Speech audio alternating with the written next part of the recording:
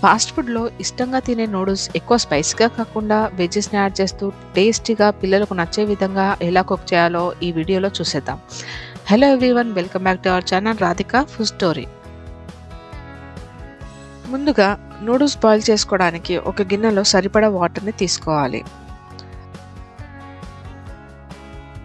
వాటర్‌పై మూత పెట్టి 2 minutes మరిగాక noodles add చేసి 1 టీ స్పూన్ ఆయిల్ వేసుకోవాలి. ఇలా ఉడికించుకునేటప్పుడు ఆయిల్ వేయడం వలన నూడిల్స్ పొడి పొడిగా ఉంటాయి, స్టిక్కీగా అవ్వవు.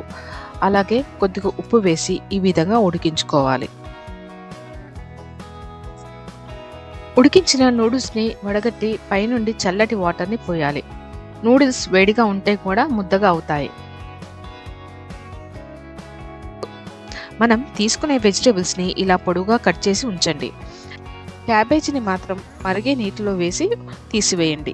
ఇప్పుడు ఒక కడాయిలో 2 టేబుల్ స్పూన్ ఆయిల్ తీసుకొని వేడయ్యాక సన్నగా తరిగిన వెల్లుల్లి, క్యాబేజీ వేసి కాస్త వేగనివ్వండి. తర్వాత క్యాప్సికమ్, స్ప్రింగ్ ఆనియన్, అలాగే క్యారెట్, పచ్చిమిర్చి వేసి హై ఫ్లేమ్లోనే వేగనివ్వాలి. హై ఫ్లేమ్లో వేయించడం వలన నూడిల్స్కి మంచి స్మోకీ ఫ్లేవర్ వస్తుంది. ఇప్పుడు 1 table spoon chilli sauce, 1 table spoon tomato sauce, 1 table spoon soya sauce, 1 table spoon vinegar వేసి మిక్స్ చేద్దాం.